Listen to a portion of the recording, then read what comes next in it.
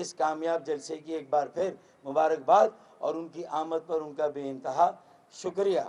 پھر جو بات کی کہ اس جلسے کا یا 39ویں یوم تاسیس کا مقصد کیا ہے، ایک نئے سفر کا آغاز ہوا اور ایک فیصلہ کن جد و جہد کا آغاز ہوا، جس میں واضح طور پر ہم اب ایک لکیر کھینچنے جا رہے ہیں، ایک فیصلہ کرنے جا رہے ہیں کہ اب ہم سے پاکستان بنانے والوں کی موجودہ نسل یعنی مہاجروں کا اور ان کے ساتھ رہنے والے تمام مظلوموں، سندھی، بلوچ، پنجابی، پختون، سرائکی، ہزارے وال، کشمیری، گلگیتی، بلتی، تمام قومیتیں، تمام علاقوں کے پاکستانی، ہر زبان بولنے والے پاکستانی جو خاص طور پر کراچی میں مقیم ہیں، اب مہاجروں کی نسل کشی، ان کا سیاسی اور معاشی قتل عام، کراچی دشمنی، کراچی میں رہنے والے ہر مظلوم، ہر قومیت کے لوگوں کا سیاسی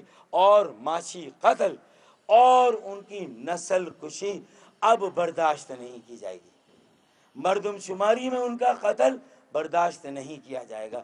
غیر آئینی کوٹا سسٹم کے ذریعے، جھرلو جعلی ڈومیسائل سسٹم کے ذریعے ہمارے بچوں کو، کراچی کے، حیدرآباد کے، سکر کے بچوں کو روزگار نہ ملے اور جمعہ 8 دن یہاں آئے ہوئے لوگوں کو جن کا میٹرک بھی یہاں کا نہ ہو، انہیں اگر روزگار مل جائے، یہاں کا ڈومیسائل بھی ان کا بن جائے، تو یہ ہمارا معاشی قتل ہے، یہ ہمارے روزی روزگار کا قتل ہے۔ مردم شماری میں ہماری آدھی سے زیادہ آبادی، یہ 3.5-4 کروڑ کی آبادی کا شہر ہے، اس کو صحیح شمار ہونا چاہیے، اس کے ایک ایک شہری، ایک ایک فرد کو گنا جانا چاہیے۔ اس مرتبہ ہمارے ساتھ یہ ناانصافی، ظلم اور ہاتھ نہیں ہونا چاہیے۔ یہ آج ایک واضح پیغام ہے، ایک لکیر ہم نے کھینچی ہے۔ مردم شماری سے لے کر سیاسی معاشی قتل، غیر آئینی سسٹم، روزگار کا، روزی روزگار کا قتل، اور اس کے ساتھ ساتھ حلقہ بندیوں میں جو وہاں پر ہمارا قتل ہوا، جو وہاں ہمارے حقوق غصب ہوئے، سیاسی جمہوری حقوق کا قتل، اب یہ قتل عام کا سلسلہ، یہ نسل کشی کا سلسلہ بند ہونا چاہیے، یہ جینوسائیڈ بند ہونا چاہیے، یہ ہماری سسٹمیٹک کلینچنگ بند ہونی چاہیے۔ یہ پاکستان بنانے والوں، ان کی موجودہ نسل اور ان کے ساتھ رہنے والے، ہر زبان، ہر اکائی سے تعلق رکھنے والے لوگوں کے ساتھ یہ ظلم و ناانصافی بند ہونی چاہیے۔ اور خاص طور پر جو تازہ ترین ظلم ہے، جس کا ذکر اے پی سی کے ذریعے سے اگر کوئی امکان ہے، کوئی امید ہے، کل جو ہمارے جلسے سے ہماری یکجہتی اور اتحاد سے لوگوں کو ملا اور مردم شماری جو ہمارے مطالبے پر ہو رہی ہے، اس میں انشاءاللہ اگر صحیح گنا گیا تو دودھ کا دودھ اور پانی کا پانی ہو جائے گا۔ معلوم ہو جائے گا کہ بھائی اگر معاشرتی علوم کی کتاب، پاکستان اسٹڈیز کی کتاب میں 60-70% لوگ اب شہروں میں رہتے ہیں، تو شہروں کی آبادی 70%، 60% آنی چاہیے، دیہی علاقوں کی آبادی 30% یا 40% آنی چاہیے۔ اور اگر اس بنا پر اگلا وزیر اعلیٰ سندھ کے شہری علاقوں سے آ جائے تو یہ ایک سیاسی جمہوری عمل ہے۔ اس حقیقت سے نظریں کیسے چرائیں گے؟ بلی سامنے کھڑی ہوئی ہے، یہ سندھ کے وڈیرے جاگیردار کبوتر بن کے بزدلوں کی طرح اپنے بلوں میں چھپ کر کس طرح یہ پالیسیاں جو مہاجروں کا اور تمام مظلوم قومیتوں کا قتل عام ہے، جینوسائیڈ ہے، ان کی نسل کشی ہے، یہ سلسلہ کب تک جاری رکھیں گے؟ اور جبرن اور جعلی گنتی سے، حلقہ بندیوں سے اپنے آپ کو کراچی کی نمبر 1 یا پہلی پارٹی کیسے ظاہر کرتے رہیں گے؟ اور کب تک یہ سلسلہ کہیں نہ کہیں رکے گا اور اسے روکنا ہوگا۔ ہم اپنے صبر سے، اپنی مظلومیت سے، اپنی استقامت اور اپنے استقلال سے انشاءاللہ تعالیٰ ایک عوام کی بڑی یکجہتی، اتحاد، تحریک کے ذریعے سے ایک انقلاب برپا کریں گے، اور انشاءاللہ تعالیٰ ان وڈیروں جاگیرداروں کو ان کے بلوں میں بھی یہ گھسیں گے، انہیں وہاں بھی پناہ نہیں ملے گی۔ دہی سندھ کے عوام بھی انشاءاللہ اس فیصلہ کن جدوجہد اور تحریک میں ہمارے ساتھ ہوں گے۔ آخری ظلم، تازہ ظلم، اس کا ذکر پھر آپ کا شکریہ، اور وہ یہ کہ میرے بھائیوں، میرے میڈیا کے دوستوں، یہ دو چیزیں ہوئی ہیں۔ خوفناک ہے federation of Pakistan chamber of commerce and industries FPCCI کے رہنماؤں نے پہلی بار حکومت پاکستان، ریاست پاکستان، حکومتی اداروں اور ریاستی اداروں سے التجا کی ہے، SOS کال دی ہے، سیو آر سول، ہماری روحوں کو بچایا جائے، ہم زخمی ہیں۔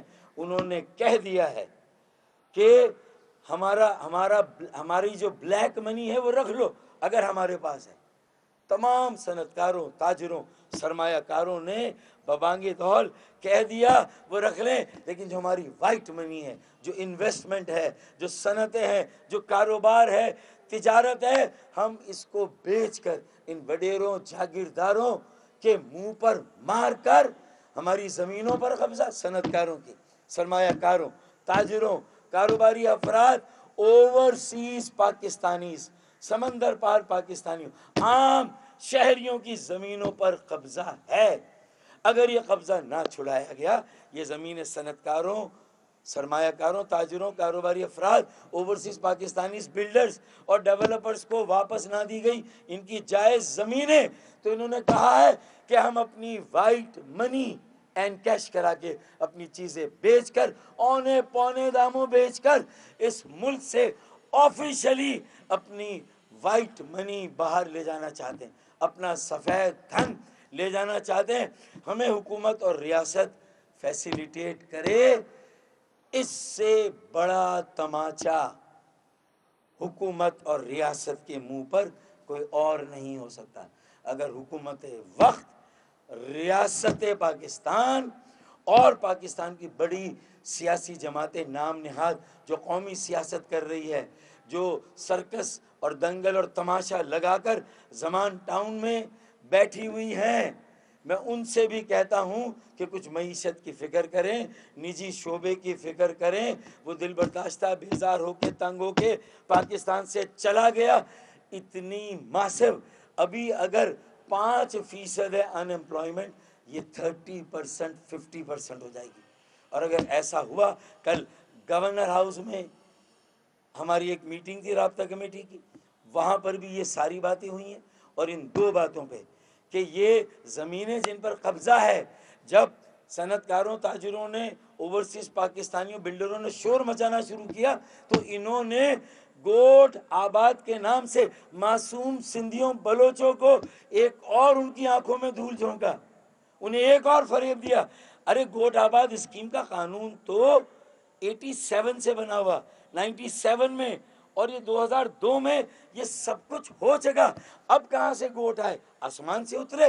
یہ جو زمینوں پر قبضہ ہے صنعت کاروں، تاجروں، بلڈروں، ڈیولپر کی، اوورسیز پاکستانیوں کی، اب ان زمینوں کو سو کالڈ نام نہاد گوٹ آباد اسکیم میں اپنے خانہ بدوشوں کو بٹھا کر، اپنے کارندوں، ہرکاروں کو بٹھا کر انہیں ہتھیانے کا، انہیں ریگولرائز کرنے کا منصوبہ ہے۔ حکومت پاکستان، ریاست پاکستان اب ایکٹ نہیں کرے گی۔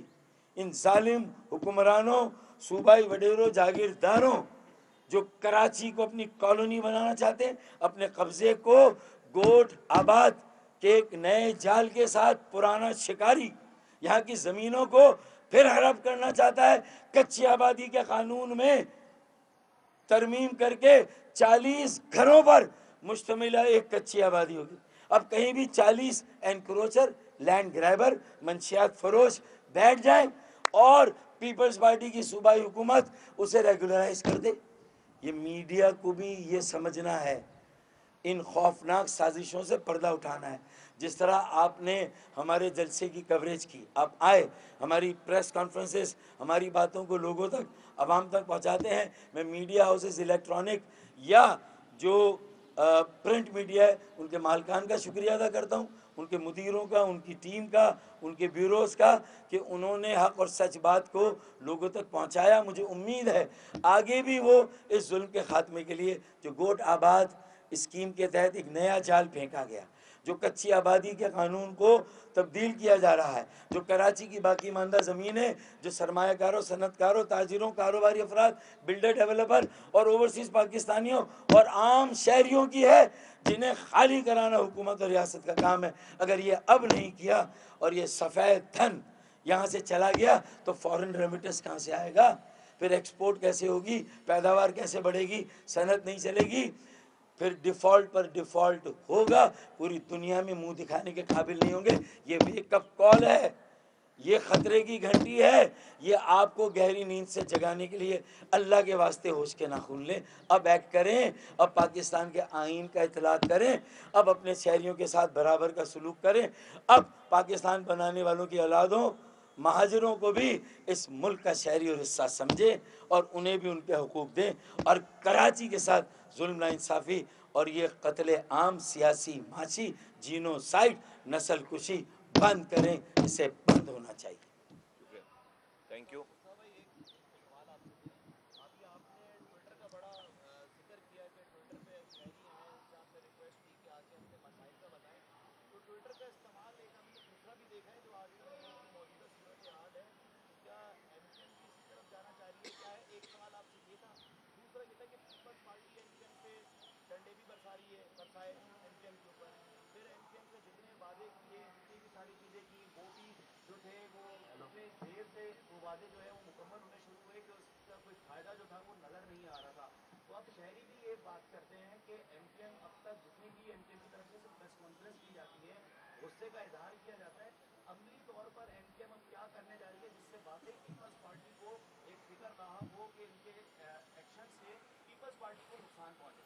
पहली बात ये कि जो जिस ट्विटर का आपने जिक्र किया, जो हम जिस की बात कर रहे हैं और आपने जिस तरह इशारा किया, यहाँ पर हम अपनी ज़ात बचाने के लिए ट्विटर ट्रेंड चलाने की बात नहीं कर रहे, हम यहाँ पर मजलूमों को बचाने के लिए ट्विटर ट्रेंड की बात कर रहे हैं। क्योंकि आज के दौर में हमने ये देखा है कि चाहे कोई कितना बड़ा ही जो है वो डिफॉल्टर क्यों ना हो, कितना बड़ा मुल्जिम क्यों ना हो, उसकी कितनी चीज़ें जो है वो निकल कर सामने ना आ गई हों, अगर वो अच्छा ट्रेंड चला लेता है तो जजेस भी मरूब हैं उससे, जर्नैल भी मरूब है उससे, और जो है वो टीवी के चैनल भी मरूब है उससे, क्योंकि उसके पास लाखों लोग हैं कि द मोमेंट किसी ने उसके खिलाफ बात की, उसको लाखों लोग मिलकर गालियां बकेंगे, जजेस की फैमिलियों को गालियां बकेंगे, जर्नैलों की फैमिलियों को गालियां बकेंगे। तो इस डर से जो है वो जज साहब जो है वो गाड़ी के अंदर भेजकर अपने अपने अपने स्टाफ को वहीं हाजिरी लगा रहे हैं। तो ये तो है किसी जात के लिए इस टूल को इस्तेमाल करना। हम क्या कह रहे हैं, मेरे शहर में पानी नहीं आ रहा, ये बल्दिया टाउन, चलो मेरे साथ और भी इलाके हैं, 2 महीने में 1 घंटे का पानी आता है, पूरे साल में 6 घंटे का पानी। इमेजिन करो, किसको खबर है इस वाली बात की, क्योंकि ट्रेंड नहीं चल रहा। हाँ, यहाँ पर 2.5 लाख नौकरी दी गई है, एक नौकरी शहर वालों को नहीं है। लोग यहाँ का नौजवान डिग्री हाथ में लेकर तीसरी मंजिल से छलांग लगाकर खुदकुशी कर रहा है। किसको खबर है, क्योंकि ट्रेंड नहीं है। ठीक है, यहाँ पर अरबों रुपए का पानी बेचा जा रहा है रोजाना, अरबों रुपए का। ये जितने हेरोइन बेचने वाले हैं उन्होंने अपना कारोबार बंद कर दिया, जितने चर्च बेचने वाले उन्होंने अपना कारोबार बंद कर दिया, अब पानी बेचा जा रहा है, व्हाइट गोल्ड। उसके बाद आप सेनेटर भी बन जाते हैं उसमें पैसे से, और सारा कंट्रोल होता है। किसको खबर है, क्योंकि ट्विटर ट्रेंड नहीं है, कोटा सिस्टम है, हमारी आबादी नहीं गिन रहे, क्योंकि क्यों नहीं पता चल रहा, ट्विटर ट्रेंड नहीं है। तो हम अपने लिए नहीं, अपनी चोरियों को छुपाने के लिए ट्विटर ट्रेंड नहीं बना, हम ये टूल है भाई। आज का टीटी का दौर गुजर गया, ट्विटर का दौर आ गया, टिकटॉक का दौर आ गया। तो अब हम 3 करोड़ की आबादी है, सबको ये कहना चाहते हैं कि भाई अगर यही नॉर्म्स है, हम इसको आज पाकिस्तान के अशराफिया, दुनिया भर में जो लोग बैठे हुए हैं, उनको हम पर होने वाले मजालिम का हम जो है उन्हें इजहार कर सकें। यहाँ आप बड़ी, मुझे तो हैरत होती है, बड़ा जुल्म हो गया भाई, शेलिंग कर दी, बड़ा जुल्म हो गया भाई, किसी को 3 दिन के लिए बंद कर दिया। अरे यार, हमसे पूछो रियासत का तशद्दुद क्या होता है बॉस, हमसे पूछो यार। हमारा एमक्यूएम का कारकुन नहीं मिले تو اس کے باپ کو لے جائیں, اس کے چھوٹے بھائی کو لے جائیں, اس کے بچوں کو لے جائیں, اور یہاں پر مار کے لاشیں پھینک دیں, لاپتہ کر دیں, اور جو بغیر مقدموں کے بند کر دیں. کسی بھی مقدمے کا نام لیں, کوئی بھی جرم ہوا اس شہر میں, کسی نے بھی کیا ہو, نام ایم کیو ایم کا لگائیں, پورا پاکستان یقین کرتا ہے. تو اس زیادتیوں کو کون ختم کرے؟ اس لیے یہ ٹول استعمال کرنے کی بات ہو رہی ہے, اور اب ہم کریں گے. اگر اس سے پاکستان میں فیصلہ, ہم اب بتائیں گے کہ ٹاپ ٹرینڈ سے ہم نیچے نہیں آنا. پھر ہم نے, اور یہ اب ہماری ضد ہے, اب ہم نے ٹاپ ٹرینڈ سے ان چیزوں میں, اب ہم کہیں گے ٹرینڈ چلے گا شہر میں کہ کراچی کو پانی دو, ٹرینڈ چلے گا شہر میں کہ کراچی کو صحیح گنو, ٹرینڈ چلے گا شہر میں کہ کراچی کو نوکری دو, کچرا اٹھاؤ, ہمیں ہماری سیٹیں پوری کرو, ٹرینڈ چلے گا شہر میں کہ ہماری یونین کاؤنسلوں کو ٹھیک کرو, ٹرینڈ چلے گا اب یہ سارا. اب اگر یہی ہے ساری, تو اسی طرح سے نمبر 1. نمبر 2 یہ کہ آپ نے جو بات کی, بھائی ہم حکومتوں کے ساتھ ہیں, اور بھائی تیاری ہے ہر محاذ سے. پہلے دیکھیں ہم کیا کر رہے ہیں. کل کو جب ارشد صاحب, جب ہم روڈوں پر آئیں گے, آپ ہی ہم پر اعتراض کریں گے کہ کوئی ٹریفک جیم ہو گیا, کوئی آپ فوٹیج دکھا رہے ہوں گے کہ لوگ جو ہے وہ گھروں کو نہیں پہنچ پا رہے, 4 ایمبولینس. تو میں بتاؤں گا کہ بھائی میں نے فریاد تو کی تھی, آج یہ فریاد تو کی تھی جس کا آپ مجھے آج تانا دے رہے ہیں, یہ میں بتاؤں گا کہ بھائی میں نے اتنے سال تک بیٹھ کے اتنی فریادیں کی تھی, آپ نے میری بات نہیں سنی, تو کیا میں خاموشی سے مر جاؤں؟ اس لیے میں روڈ پر آ رہا ہوں. تو میں روڈ پر آؤں گا تو بھائی ایمبولینس تو رکے گی نا, پھر ٹریفک تو رکے گی نا, پھر کسی کو تکلیف تو ہوگی نا. تو اس لیے یہ ساری پیش بندیاں ہیں, اس لیے ساری تیاری ہے, اور ہم لوگوں کو آواز دے رہے ہیں, کہ تیاری کرو. صرف باتوں کے ٹورنامنٹ سے کچھ بھی نہیں ہوگا. ہم جس دن کہیں گے انشاءاللہ تعالی, جس طرح سے لوگ اس جلسے میں آئے, اس طرح سے لوگ جو ہے وہ ہر جگہ, کراچی میں جب 15 جگہوں پہ لوگ نکلیں گے اپنے مسائل کے اوپر انشاءاللہ تعالی, تو پھر پتہ چلے گا کہ پاکستان میں کہ یہ لوگ, کراچی کس کا ہے, اور کراچی نے بتا دیا کہ Karachi stands with M Q M Pakistan انشاءاللہ تعالی. ایک آخری بات یہ ہے کہ جو ایف پی سی سی آئی نے نقطہ اٹھایا اور اپنی زمین کی بازیابی کی بات کی, زمینوں کی جو قبضہ شدہ پلاٹ ہے صنعتوں کے اور صنعت کاروں, تاجروں کے اور اوورسیز پاکستانیوں کے, تو ہم اپنے تاجر, صنعت کار, سرمایہ کار, بلڈر جو ہمارے شہری ہیں اور اوورسیز پاکستانی, ہم ان کے پلاٹوں, ان کے جائز حقوق کی بازیابی کی جد و جہد میں ان کے ساتھ ہیں, ان کے ہر احتجاج میں ان کے ساتھ ہیں, اور غیر مشروط جہاں ان کا احتجاج ہوگا ہم انشاءاللہ ان کے ساتھ کھڑے ہوں گے, ان کے ساتھ مکمل یکجہتی کا اظہار کرتے ہیں. اچھا مصطفیٰ بھائی, ابھی آپ نے آئینی ترامیم کی بات کی, اس کا لانگ ٹائم آئینی ترامیم جو ہے وہ مطلب کتنے پیسے ہوتی ہیں, کس وقت موجودہ صورتحال آپ کے سامنے ہے, آپ لوگ اپنے کام تو کر رہے ہیں, اپنا ہوم ورک تو کر کے رکھ رہے ہیں, لیکن یہ جو آئینی ترامیم ہے اس میں تو ٹائم لگے گا, تو پھر اس چیز کو کیسے دیکھنا ہے, کیونکہ کراچی اب اتنا سہل کر نہیں سکتا. بالکل اس میں ٹائم نہیں لگے گا, 1 دن کا کام ہے یہ, 1 دن کا کام, اینڈ آئی مین اٹ, اور میں سمجھ کے بول رہا ہوں. جس دن کرنا چاہیں گے, چھٹی کے دن, چھٹی والے دن اسمبلی کھلوا کر کے, اگر ہم کیا کہہ رہے ہیں, ٹھیک ہے نہ سنو میری بات, آج آئیں گے نا وزیر اعظم بننے کے لیے, 40 سالوں سے آ رہے ہیں نا ووٹ لینے کے لیے, جب ہمیں وزیر اعظم بننا, ہم پنجاب سے جیت گئے ہیں, تو ہمیں اپنے ووٹ دے دو, دوبارہ آئیں گے, اور اب زیادہ جھک کر آئیں گے, کیونکہ ایم کیو ایم اب 4 سیٹوں والی پارٹی نہیں رہے گی شہر میں بتا دوں آپ کو. گون آر دا ڈیز, ہم جو ہمارا حصہ ہے, ہم اس کو اس سے زیادہ لیں گے, پورا لیں گے, اس لیے کہ سارے لوگ ناکام ہو گئے. تو جب آئیں گے, ہم تو بھائی دیکھیں, ہم تو نہیں کلیم کر رہے ہم وزیر اعظم کے ایم کیو ایم وزیر اعظم کے کینڈیڈیٹ ہے, یہ نہیں کلیم کر رہے, لیکن پاکستان میں کسی کے پاس ایبسولوٹ میجورٹی نہیں آنے والی.